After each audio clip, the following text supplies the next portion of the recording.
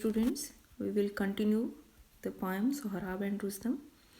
In the first video, I told you about the poet Matthew Arnold and the poem Sohrab and Rustum, and we also had a short introduction or summary of the story of Sohrab and Rustum. The poem included in your syllabus is just a fragment of the poem Sohrab and Rustum. Today we will read the text of the poem. The poem, which is included in your syllabus, begins as He spoke, and Sohrab smiled on him, and took the spear and drew it from his side, and eased his wound's imperious anguish. He spoke, and Sohrab smiled on him. After attacking Sohrab, when Rustum came to know that Sohrab is his own son, then Rustum spoke to him, and Sohrab smiled on him and took the spear and drew it from his side, and he eased his wound's imperious anguish. Imperious means overbearing. The anguish, the pain was too much for Sohrab, and he eased his pain by removing the spear from his side. But the blood came welling from the open gash, and life flowed with the stream. But what happened after removing the spear? The blood came welling from the open gash. Open wound, open deep cut gave way to blood. Blood began to come out from his body, and life flowed with the stream.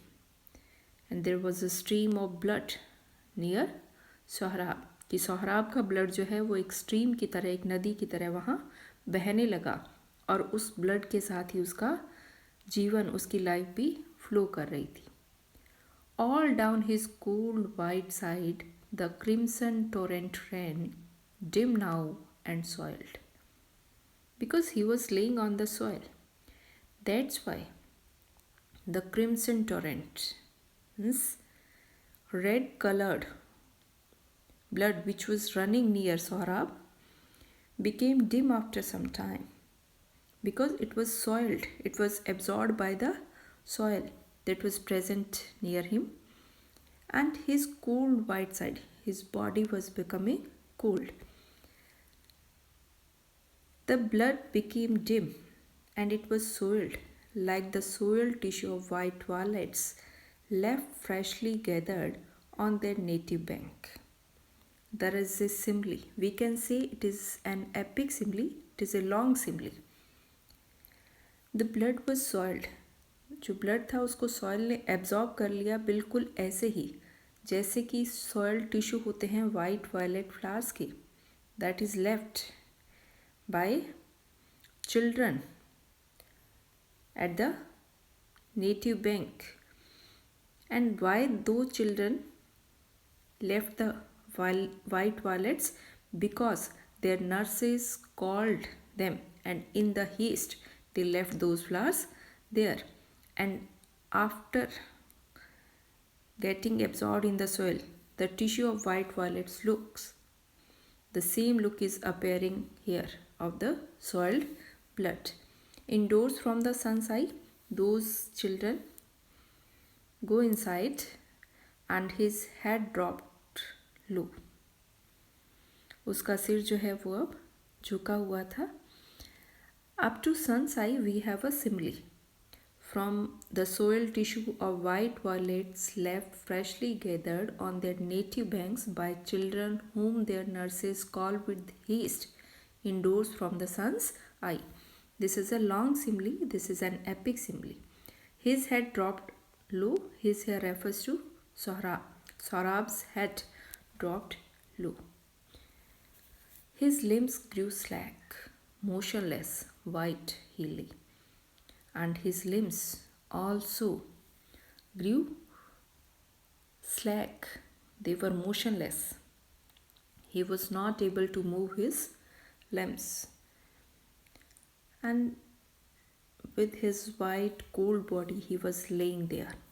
White, with eyes closed. His eyes were closed.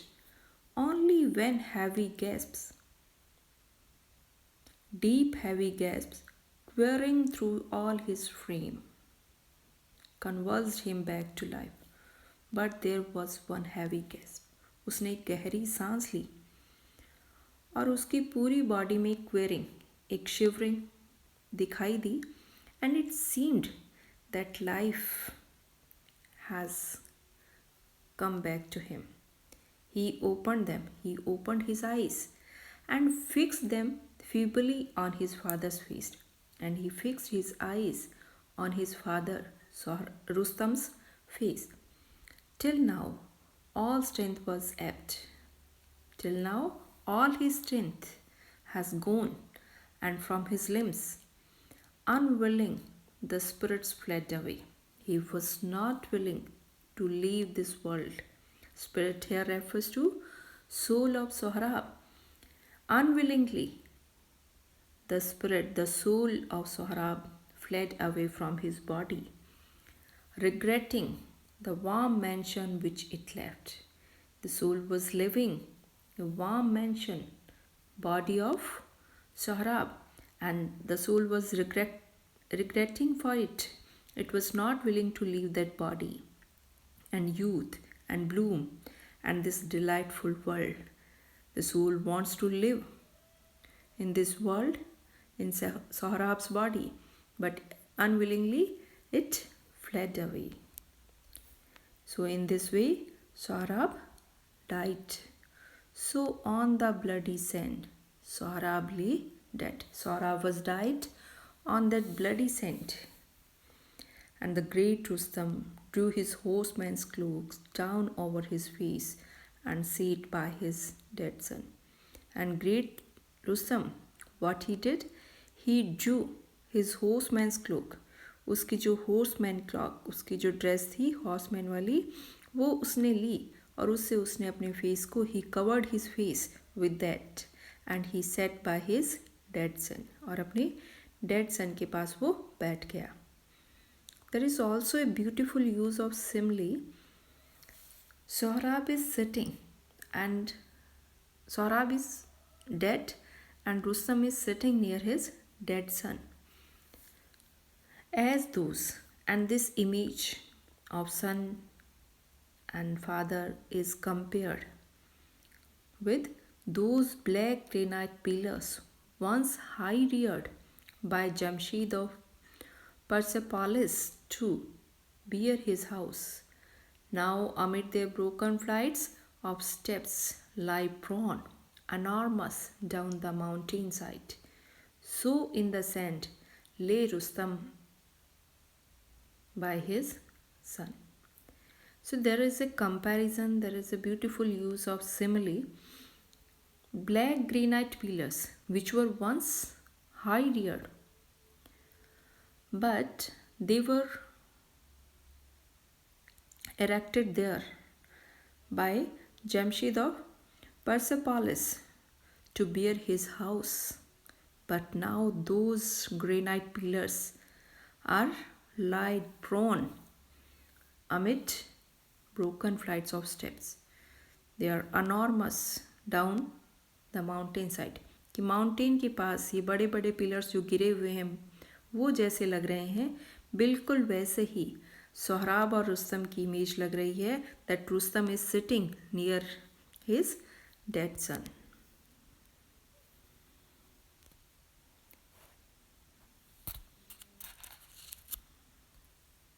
And night came down over the solemn waste, and the two gazing hosts and that sole pair, and darkened all, and a cold fog with night crept from the oxus. And what happened after it? The night came down over the solemn waste. On this solemn desert, on this silent desert, night came down. And the two gazing hosts refers to two armies, Tartar army and Persian army, and the two gazing armies and that Soul pair refers to Sohrab and Rustum, and darkened all, and everything is darkened. And a cold fog was there with night. Fog came with night, which was coming from the river Oxus. Due to river Oxus, there was a fog. Soon a hum arose as of a great assembly loosed, and fires began to twinkle through the fog. For now both armies moved to camp and took their meal. But soon there was a hum, and that assembly loosed. Fire began to twinkle through the fog. Why there was firing? Because both the armies were retiring to their camps and they took their meal. Here, one thing we can notice, there was a great tragedy. Rustum lost his son Sohrab, but both the armies are living, son and father, and they are going to their camps and taking their meals. So we can see that they are unaffected by the death of Sohrab. The Persians took it on the open sands southward, and the Tartars by the river Marsh. Persian army took their meal on the open sands, that was southward, and the Tartar army took their meal near the river coast. And Rustam and his son were left alone. Nobody was there with them. But the majestic river floated on, out of the mist and hum of that lowland, into the frosty starlight, and there moved, rejoicing through the hushed Corasmian waste under the solitary moon. But what was happening on the other side? Here we are looking a great tragedy, but on the other side, nature is not affected by this tragedy. In pastoral elegy, we see that nature is sympathetic towards the tragedy of human beings. But here is an opposite scene.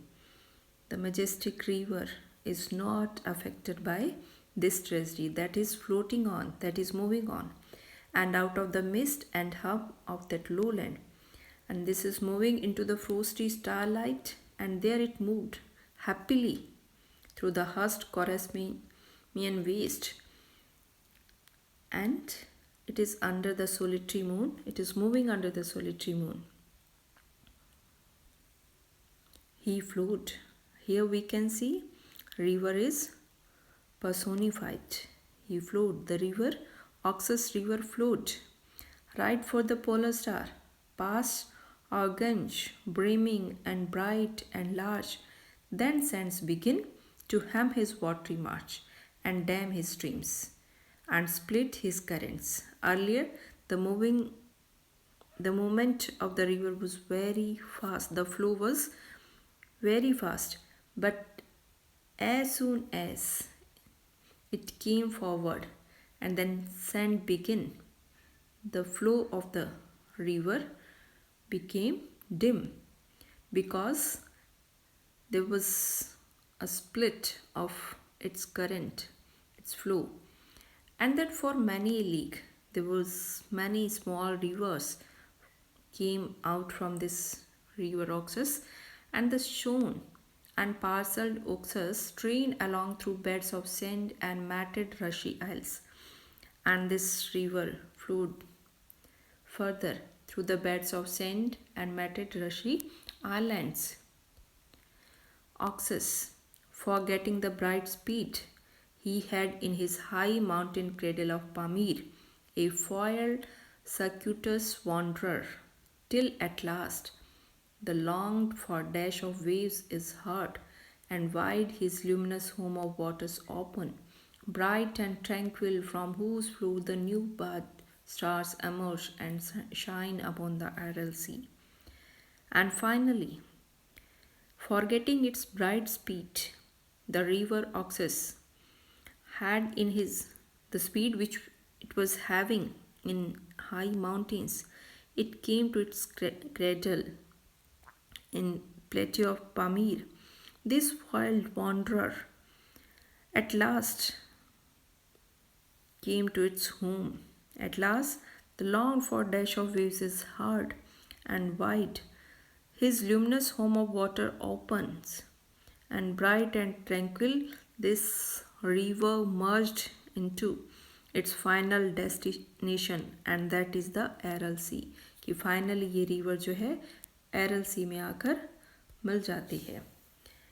We can conclude here that the role of fate and chance in human beings' life is presented here in this poem by Matthew Arnold, because here we can see a father kills his son because he was not aware about his son, that Sohrab is his son. This is the role of fate. ये भाग्य का ही खेल था कि सोहराब के बारे में उसके पिता रुस्तम को नहीं पता था. If we look at the form of the form of the poem is blank verse. This poem is written in blank verse, which means it is having iambic pentameter lines with no rhyme scheme. The poem presents a noble moral lesson to human beings. And the calmness of river Oxus teaches us to be calm even in tragedy and sorrow. Here Sohrab is a beautiful, noble example of filial love and obedience. The poem is an excellent example of art, and it presents the theory of poetry presented by Matthew Arnold. Thank you.